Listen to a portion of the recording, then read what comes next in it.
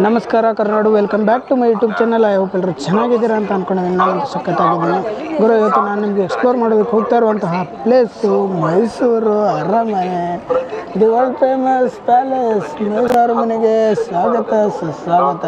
ಇದು ಬಂದುಬಿಟ್ಟು entry gate. ಆ ಕಡೆಯಿಂದ ಎಕ್ಸಿಟ್ ಆಗ್ಬೋದು ಎಲ್ಲ ಪ್ಯಾಲೇಸ್ನ ನೋಡಿಕೊಂಡು. ಇದು ಆ್ಯಕ್ಚುಲಾಗಿ ಟಿಕೆಟ್ ಕೌಂಟ್ರು. ಮೈಸೂರು ಪ್ಯಾಲೇಸ್ಗೆ ಎಂಟ್ರ್ ಆಗಬೇಕು ಅಂದರೆ ಟಿಕೆಟ್ ಇದೆ. ಆ ಟಿಕೆಟ್ನ ಇಲ್ಲಿ ತಗೋಬೇಕು.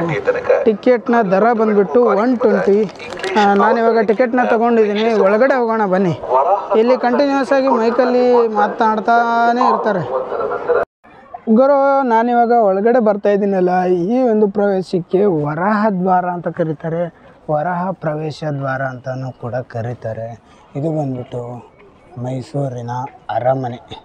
ಮೈಸೂರು ಅರಮನೆ ನೋಡಿ ಗುರು, ಯಾವ ರೇಂಜ್ಗಿದೆ. ಇದಂತೂ ಅದ್ಭುತ, ಅಮೋಘ, ನಯನ ಮನೋಹರ ಎಲ್ಲ ಹೇಳ್ಬೋದು. ಪ್ಯಾಲೇಸ್ನ ಒಳಗಡೆ ಹೋಗ್ತೀನಿ. ನಿಮಗೆ ಹೊರಗಡೆಯಿಂದ ಪ್ಯಾಲೇಸ್ನ ವ್ಯೂ ಕೊಡಬೇಕು, ಹೊರಗಡೆಯಿಂದ ನೋಡ್ಕೊಂಬಿಡಿ. ಒಳಗಡೆ ಹೋಗ್ತಾ ಹೋಗ್ತಾ ಅದನ್ನು ಎಕ್ಸ್ಪ್ಲೇನ್ ಮಾಡ್ಕೊಂಡು ಹೋಗ್ತೀನಿ. ಫಸ್ಟು ಒಂದು ವ್ಯೂ ನೋಡಿ ಹೊರಗಡೆಯಿಂದ.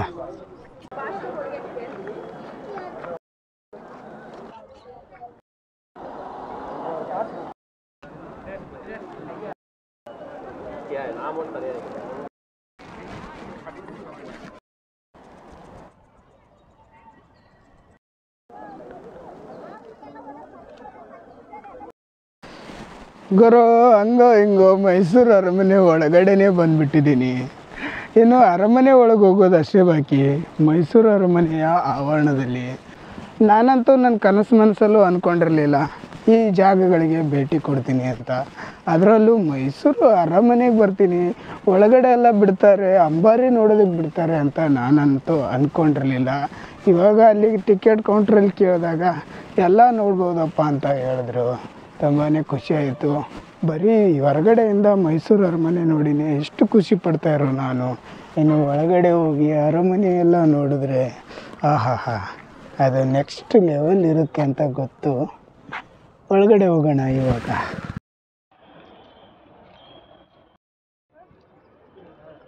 ಸೊ ಗುರು, ನೋಡಿದ್ರಲ್ಲ, ಇದು ಬಂದುಬಿಟ್ಟು ಅರಮನೆಯ ಹೊರಗಡೆ ಪ್ರದೇಶ. ಅಂದರೆ ಅರಮನೆ ಹೊರಗಡೆ ನೀವೇನಾದರೂ ನೋಡಬೇಕು ಅಂತಿದ್ರೆ ಇದನ್ನೆಲ್ಲ ನೋಡ್ಬೋದು.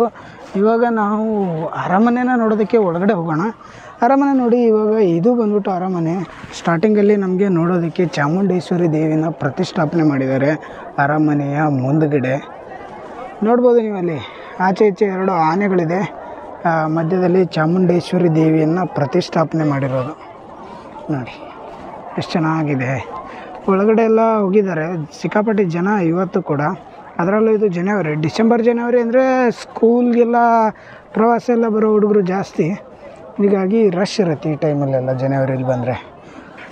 ಈ ಒಂದು ಮೈಸೂರು ಅರಮನೆ ಆಗಿರಲಿ, ಮೈಸೂರನ್ನಾಗಿರಲಿ ನೋಡಬೇಕು ಅಂದರೆ ನಾವು ದಸರಾ ಟೈಮಲ್ಲಿ ಬರಬೇಕಂತೆ. ತುಂಬಾ ಚೆನ್ನಾಗಿ ಕಾಣಿಸುತ್ತಂತೆ ಆ ಟೈಮಲ್ಲಿ.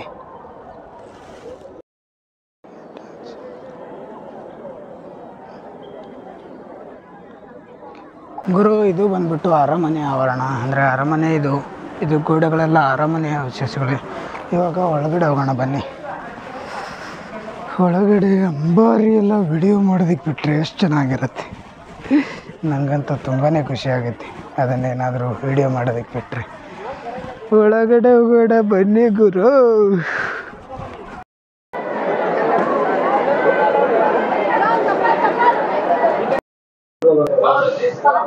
ಸೊ ಗುರು, ಇವಾಗ ನಾವು ಅರಮನೆನ ಪ್ರವೇಶ ಮಾಡಿದ್ದೀವಿ.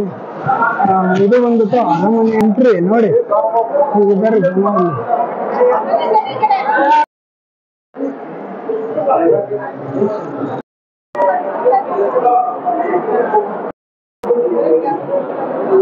ಅಲ್ಲಿಂದ ಟಿಕೆಟ್ ಎಲ್ಲ ತೋರಿಸ್ಬಿಟ್ಟು ನಾವು ಒಳಗಡೆ ಬರ್ತಾ ಇದ್ದಂಗೆ ಸ್ಟಾರ್ಟ್ ಆಗುತ್ತೆ ಮೈಸೂರಿನ ಗತವೈಭವದ ಕೆಲವೊಂದಿಷ್ಟು ನೋಟಗಳು.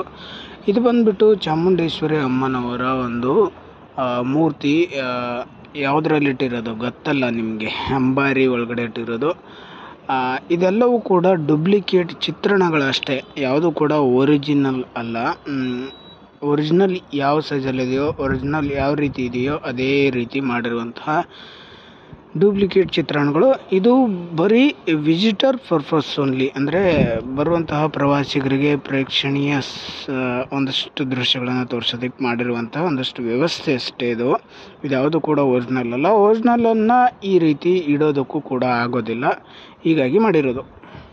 ಇವರು ಸ್ಟಾರ್ಟಿಂಗಲ್ಲಿ ಬರ್ತಾ ಇದ್ದಂಗೆ ಕಟ್ಟಿಗೆ ಅಂಬಾರಿ, ಕಟ್ಟಿಗೆ ಅರಮನೆ ಮತ್ತು ಗಣೇಶನ ದೇವಸ್ಥಾನ ಅಂದರೆ ಪುಟ್ಟದು ಒಂದು ಗದ್ದಿಗೆ ಥರ ಮಾಡಿದ್ದಾರೆ. ಅದನ್ನು ನೋಡೋದಕ್ಕೆ ಸಿಗುತ್ತೆ. ಅದನ್ನು ನೋಡಿಕೊಂಡು ಮತ್ತೆ ಈ ಥರ ಕೆಳಗಡೆ ಇಳ್ಕೊಂಡು ಬರಬೇಕು. ಕೆಳಗಡೆ ಇಳ್ಕೊಂಡು ಮುಂದೆ ಹೋಗ್ತಾ ಇರಬೇಕು. ನಮಗೆ ಸ್ಟಾರ್ಟಿಂಗಲ್ಲಿ ಅಂಬಾರಿ, ಚಾಮುಂಡೇಶ್ವರಿ ಅಮ್ಮನವರ ಮೂರ್ತಿ, ಆ ಕಾಲದ ರಾಜ ಮಹಾರಾಜರು ಪೂಜೆ ಮಾಡ್ತಾ ಇದ್ದಂತಹ ಕೆಲವೊಂದಿಷ್ಟು ದೇವತೆಗಳ ಒಂದಷ್ಟು ಮೂರ್ತಿಗಳು ಎಲ್ಲವನ್ನು ನೋಡಿಕೊಂಡು ಮುಂದೆ ಬಂದರೆ ನಮಗೆ ಈ ರೀತಿ ಒಂದು ವರಾಂಡ ಕಾಣಿಸುತ್ತೆ, ಅಂದರೆ ಬಯಲು ಪ್ರದೇಶ. ಇದು ಬಂದ್ಬಿಟ್ಟು ಅರಮನೆಯ ಒಳಗಡೆ ಇರುವಂತಹ ಒಂದು ಪ್ರದೇಶ. ಅಲ್ಲಿಂದ ನೋಡಿ ನೀವು ಯಾವ ರೀತಿ ಇದೆ ಅಂತ ಹೇಳ್ಬಿಟ್ಟು ಪೂರ್ತಿ ಅರಮನೆ ಪೂರ್ತಿ ಇದೇ ರೀತಿ ಅಂದಾಲಂಕಾರ. ಇದು ಸೈನಿಕರ ಒಂದಷ್ಟು ಫೋಟೋಸು, ಅಂದರೆ ಮಹಾರಾಜರ ಕೈ ಕೆಳಗೆ, ಅಂದರೆ ಈ ಒಂದು ಮೈಸೂರು ಸಾಮ್ರಾಜ್ಯವನ್ನು ಕಾಯ್ತಾ ಇದ್ದಂತಹ ಸೈನಿಕರು ಅವರ ಒಂದಷ್ಟು ಫೋಟೋಸು. ಆಮೇಲೆ ಇದು ನೋಡಿ, ಅರಮನೆಯ ಮೇಲ್ಛಾವಣಿಯನ್ನು ಕೂಡ ಯಾವ ರೀತಿ ಅವರು ಅಲಂಕಾರ ಮಾಡಿದರು ಅಂತ ಹೇಳ್ಬಿಟ್ಟು ಕೆಲವೊಂದಿಷ್ಟು ಮೈಸೂರು ದಸರಾದ ಸಂಭ್ರಮದಲ್ಲಿ ತೆಗೆದಂತಹ ಫೋಟೋಸ್ ಇದು. ಆ ಕಾಲದಲ್ಲೂ ಕೂಡ ಇದೇ ರೇಂಜ್ಗೆ ವಿಜೃಂಭಣೆಯಿಂದ ಮೈಸೂರು ದಸರಾವನ್ನು ಆಚರಣೆ ಮಾಡ್ತಾಯಿದ್ರು ಅಂತ ಇದರಿಂದ ಗೊತ್ತಾಗುತ್ತೆ. ಇವಾಗ ನಾವು ಆಚರಣೆ ಮಾಡ್ತಾ ಇರೋದು ಆ ಕಾಲದ ಒಂದು ಸಂಪ್ರದಾಯ. ಆ ಸಂಪ್ರದಾಯ ಆಗಿರೋದ್ರಿಂದನೇ ನಾವು ಆಚರಣೆ ಮಾಡ್ತಾ ಇದ್ದೀವಲ್ಲ ಗುರು ಅಂತ ಅನ್ಬೇಡಿ. ಆ ಕಾಲದಲ್ಲೂ ಕೂಡ ಇದೇ ರೀತಿ ಇತ್ತು, ಇವಾಗಲೂ ಕೂಡ ಅದೇ ರೀತಿ ಮಾಡ್ತಾಯಿದ್ದೀವಿ. ಅಂದರೆ ಸ್ವತಂತ್ರ ನಂತರವೂ ಕೂಡ ಆ ಒಂದು ಆಚರಣೆಗಳು, ವಿಧಿವಿಧಾನಗಳು ಹಾಗೆ ಕಂಟಿನ್ಯೂ ಆಗಿವೆ ಅಂತ ನಾನು ಹೇಳೋಕ್ಕೆ ಹೋಗ್ತಾ ಇರುವಂಥ ವಿಷಯ. ಇದು ನೋಡಿ, ನಾವು ಯಾವುದ್ಯಾವುದೋ ದೊಡ್ಡ ದೊಡ್ಡ ಫಿಲಮ್ಗಳಲ್ಲಾಗಿರಲಿ ಅಥವಾ ದೊಡ್ಡ ಬಂಗ್ಲೆಗಳಲ್ಲಾಗಿರಲಿ ನೋಡ್ತೀವಿ ಈ ಥರ ಲೈಟಿಂಗ್ಸು. ಆ ಒಂದು ಲೈಟಿಂಗ್ಸು ಮೈಸೂರು ಅರಮನೆಯಲ್ಲಿದೆ. ಒಂಥರ ಹೆಂಗಂದರೆ ಮಾಡರ್ನ್ ಡೇನ ಆ ಕಾಲದಲ್ಲೇ ಬದುಕಿಬಿಟ್ಟಿದ್ದಾರೆ ಅಂತ. ಮೈಸೂರು ರಾಜ ಮಹಾರಾಜರ ಒಂದಷ್ಟು ಭಾವಚಿತ್ರಗಳು, ಮೈಸೂರು ರಾಜರು, ಅವರ ಅಕ್ಕ ತಂಗಿಯರು ಅಥವಾ ಅವರ ಪತ್ನಿಯರು, ಒಟ್ಟಿನಲ್ಲಿ ಮೈಸೂರು ಮಹಾರಾಜರ ಕುಟುಂಬ, ಮೈಸೂರು ಮಹಾರಾಜರ ಒಂದಷ್ಟು ದರ್ಬಾರ್ ಮಾಡ್ತಾ ಇದ್ದಂತಹ ಸಮಯದ ಭಾವಚಿತ್ರಗಳು. ಇದೆಲ್ಲವೂ ಕೂಡ ಮೈಸೂರು ಮಹಾರಾಜರಿಗೆ ಸಂಬಂಧಪಟ್ಟಂತಹ ಒಂದಷ್ಟು ಭಾವಚಿತ್ರಗಳು. ನೋಡಿ, ಇಲ್ಲಿ ರಾಜವಂಶಸ್ಥರ ಭಾವಚಿತ್ರಗಳು ಅಂತ ಹಾಕಿದ್ದಾರೆ. ಇದು ಬಂದ್ಬಿಟ್ಟು ಮೈಸೂರು ಮಹಾರಾಜರು ಆ ಕಾಲದಲ್ಲಿ ಯಾವ ರೀತಿ ದರ್ಬಾರ್ ಮಾಡ್ತಾಯಿದ್ರು, ಯಾವ ರೀತಿ ಜನರೊಟ್ಟಿಗೆ ಸಂವಹನ ಮಾಡ್ತಾಯಿದ್ರು, ಯಾವ ರೀತಿ ಜನರೊಟ್ಟಿಗೆ ಸಮಸ್ಯೆ ಬಗೆಹರಿಸ್ತಾಯಿದ್ರು ಅನ್ನೋದ್ರ ಬಗ್ಗೆ. ಇದೇನು ಗುರು ಐರನ್ ಬಾಕ್ಸ್ ಥರ ಇದೆಯಲ್ಲ, ಇದೆಲ್ಲವೂ ಕೂಡ ಆ ಟೈಮ್ನ ಐರನ್ ಬಾಕ್ಸ್ಗಳ ಏನಪ್ಪ ಗೊತ್ತಾಗ್ತಾ ಇಲ್ಲ ನನಗಂತೂ. ಯಾರಿಗಾದ್ರೂ ಗೊತ್ತಾದರೆ ಕಮೆಂಟ್ ಬಾಕ್ಸಲ್ಲಿ ತಿಳಿಸಿ ಇದೇನು ಅಂತ. ಎಲ್ಲಿ ನೋಡಿ, ಎಲ್ಲಿದೆ ಮೇನಾಗಿ ಆನೆನ ಗಾಡಿ ಎಳಿತಾಯಿದ್ರು, ಆನೆ ಕಟ್ಟಿ ಆ ಕಾಲದಲ್ಲಿ. ಇದು ಮಿಡಲಲ್ಲಿರುವಂತಹ main attraction of the hall. ಈ ಹಾಲ್ನ ಒಂದು ಅಟ್ರಾಕ್ಷನ್ ಈ ಲೈಟು ಮತ್ತು ಈ ಎರಡೂ ಸೈಡ್ನಲ್ಲಿರುವಂಥ ಕಂಬಗಳು. ಇದು ಚೆನ್ನಾಗಿದೆ ನೋಡಿ. ಆ ಕಾಲದ ಬಾಗಿಲು ನೋಡೋದಕ್ಕೆ ಎರಡು ಕಣ್ಣು ಸಾಲ್ತಾ ಇಲ್ಲ ಗುರು. ಯಾರಿಗಾದ್ರೂ ಅವಕಾಶ ಸಿಕ್ಕರೆ ಅಥವಾ ಟೈಮ್ ಇದ್ದರೆ ಎಲ್ಲಾದರೂ ಟೂರ್ ಮಾಡಬೇಕು ಅಂತ ಪ್ಲ್ಯಾನ್ ಇದ್ದರೆ ಒಂದು ಸಲ ಮೈಸೂರಿಗೆ ವಿಸಿಟ್ ಮಾಡಿ. ಅಲ್ಲಿರುವಂಥ ಪ್ಲೇಸ್ಗಳು ಮತ್ತು ಈ ಒಂದು ಅರಮನೆಯ ಒಂದಷ್ಟು ಸೌಂದರ್ಯವನ್ನು ನಿಮ್ಮ ಕಣ್ಣು ತುಂಬಿಕೊಳ್ಬೋದು. ಈ ಥರ ಜಾಳ್ಗೆನ ಹಾಕಿದ್ದಾರೆ. ಯಾರು ಕೂಡ ವರಾಂಡದ ಒಳಗಡೆ ಹೋಗದೇ ಇರಲಿ ಅಂತ ಹೇಳ್ಬಿಟ್ಟು. ಆ ಟೈಮಲ್ಲಿ ಇದೇನಾಗಿತ್ತು ಅಂತ ಗೊತ್ತಿಲ್ಲ.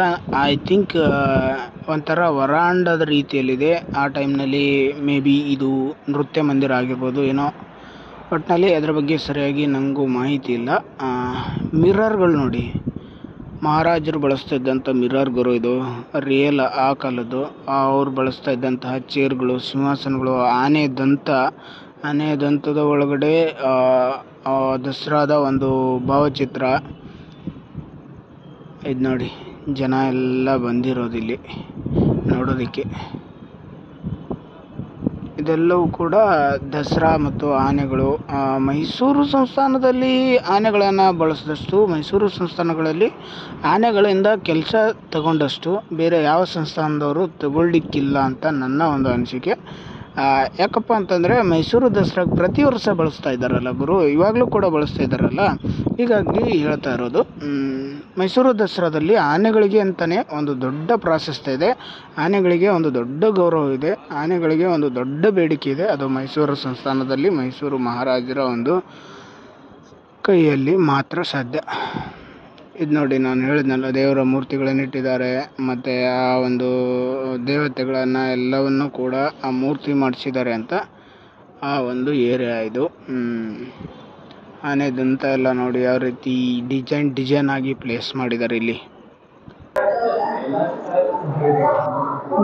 ಇವಾಗ ನಾನು ಅರಮನೆಯ ಫಸ್ಟ್ ಫ್ಲೋರಲ್ಲಿ ಇದ್ದೀನಿ. ಇವಾಗ ಅರಮನೆಯ ಫಸ್ಟ್ ಫ್ಲೋರ್ ನೋಡೋಣ. ಇದು ಬಂದ್ಬಿಟ್ಟು ಅರಮನೆಯ ಫಸ್ಟ್ ಫ್ಲೋರ್ನಲ್ಲಿರುವಂತಹ ದೊಡ್ಡ ಕನ್ನಡಿ. ಇದೇನು ಗುರು, ಥೇಟ್ ಮಹಾರಾಜರೇ ಕೂತಿದ್ದಾರೇನೋ ಅಂತ ಅನಿಸ್ಬಿಡುತ್ತೆ. ಯಾವ ರೇಂಜಿಗೆ ನೋಡಿ ಕಲೆಗಾರರ ಒಂದು ಕೈ ಚಳಕ, ಮೇಣದ ಪ್ರತಿಭೆ ಅಂತ ಅನ್ಕೋತೀನಿ. ಇದು ದರ್ಬಾರ್ ಹಾಲು, ಮೈಸೂರು ಅರಮನೆಯ ಒಂದು ಸೌಂದರ್ಯ ಮೈಸೂರು ಅರಮನೆಯ ಸೌಂದರ್ಯವನ್ನು ಕೆಲಸ ಮಾಡಿದ್ದು ಈ ಒಂದು ದರ್ಬಾರ್ ಹಾಲು ಕೂಡ. ಎಷ್ಟು ಚೆನ್ನಾಗಿ ಡಿಸೈನ್ ಮಾಡಿದ್ದಾರೆ ಅಂತಂದ್ರೆ, ಈ ಟೈಮಲ್ಲಿ ಏನಾದರೂ ಅದನ್ನ ಮಾಡಕ್ ಹೋದ್ರೆ ಅದು ಸಾಧ್ಯನೇ ಇಲ್ಲ, ಆ ಲೆವೆಲ್ಗಿದೆ. ಅದನ್ನ ನೋಡ್ಬೇಕು ನೀವು ರಿಯಲ್ ಆಗಿ. ವಿಡಿಯೋದಲ್ಲಿ ಯಾವ ರೀತಿ ಕಾಣ್ತಾ ಇದೆ ಅಂತ ಗೊತ್ತಿಲ್ಲ, ಬಟ್ ನೀವು ರಿಯಲ್ ಆಗಿ ನೋಡ್ಬೇಕು. ರಿಯಲ್ ಆಗಿ ನೋಡಿದ್ರೆ ಅದೆನ್ನೂ ಸಕ್ಕತ್ತಾಗಿರುತ್ತೆ. ಆ ಕಡೆ ಈ ಕಡೆ ಒಂದೆರಡು ಮಿರರ್ಗಳು, ಮಧ್ಯದಲ್ಲಿ ಈ ಥರ ಒಂದು ದರ್ಬಾರ್ ಹಾಲು, ದೊಡ್ಡ ದೊಡ್ಡ ಕಂಬಗಳು. ಅದೆಷ್ಟು ದೊಡ್ಡ ಅಂದರೆ ನನ್ನಂಥ 3 ಹುಡುಗರು ಅದನ್ನು ತಬ್ಬಿ ಹಿಡ್ಕೊಂಡ್ರೆ ಅದು ಕೈಗೆ ಸಿಗೋದಿಲ್ಲ, ಅಷ್ಟು ದಪ್ಪ ಅಷ್ಟು ದೊಡ್ಡ ಕಂಬಗಳು.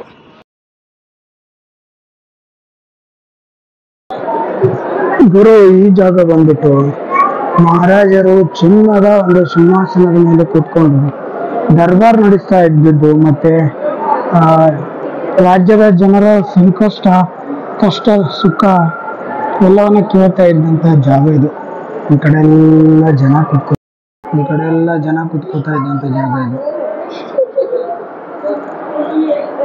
ಇದು ನೋಡಿ ದರ್ಬಾರ್ ಹಾಲ್ನ ಮೇಲ್ಛಾವಣಿ ಯಾವ ರೀತಿ ಡಿಸೈನ್ ಮಾಡಿದ್ದಾರೆ, ಯಾವ ರೀತಿ ಲೈಟ್ಗಳು ಹಾಕಿದ್ದಾರೆ ಅಂತ ಹೇಳ್ಬಿಟ್ಟು. ಇದೆಲ್ಲವೂ ಕೂಡ ದರ್ಬಾರ್ ಹಾಲ್ನ ಕತೆ. ರಾಜ ಮಹಾರಾಜರು ಇಲ್ಲಿ ಕೂತ್ಕೊಂಡು ದರ್ಬಾರ್ ಮಾಡ್ತಾ ಇದ್ದದ್ದು ಆ ಟೈಮ್ನಲ್ಲಿ.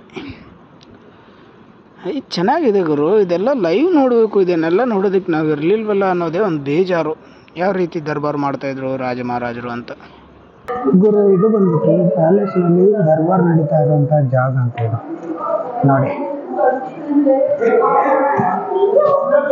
ನೋಡಿ.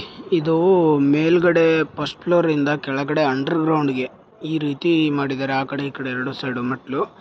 ಇದು ಆನೆಯನ್ನು ಅಲಂಕರಿಸುವಂಥ ಒಂದಷ್ಟು ಆಭರಣಗಳು, ಒಂದಷ್ಟು ಅಲಂಕೃತ ಸಾಮಗ್ರಿಗಳು.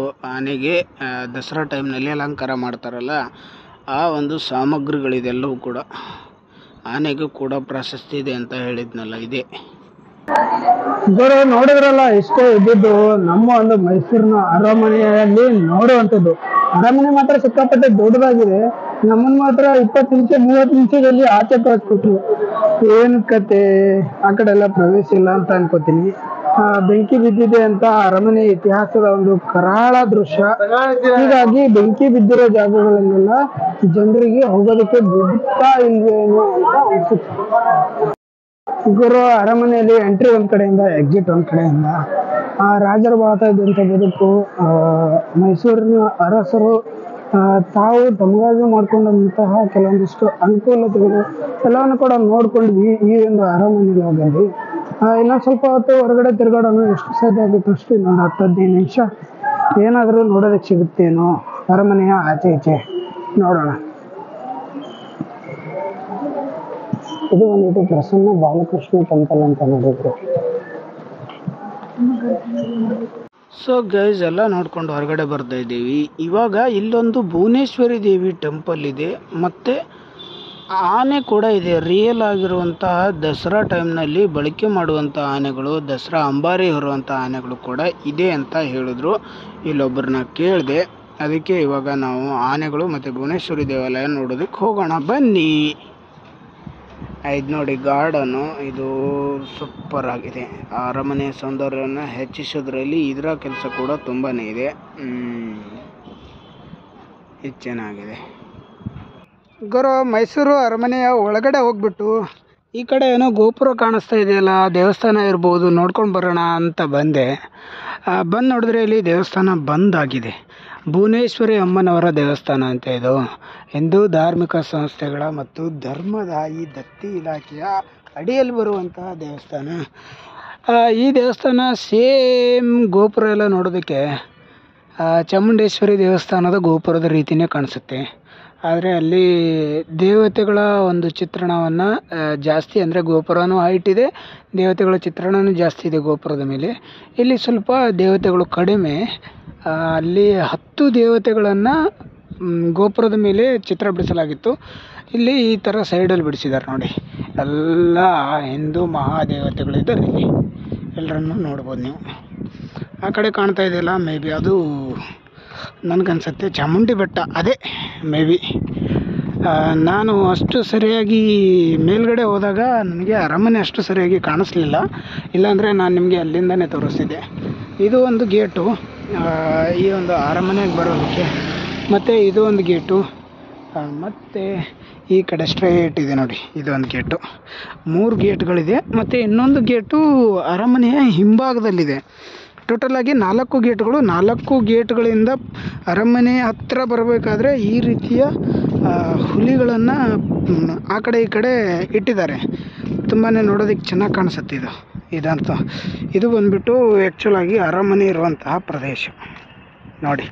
ಅರಮನೆ, ಮೈಸೂರಿನ ಅರಮನೆ, ಸುಪ್ರಸಿದ್ಧ ಅರಮನೆ.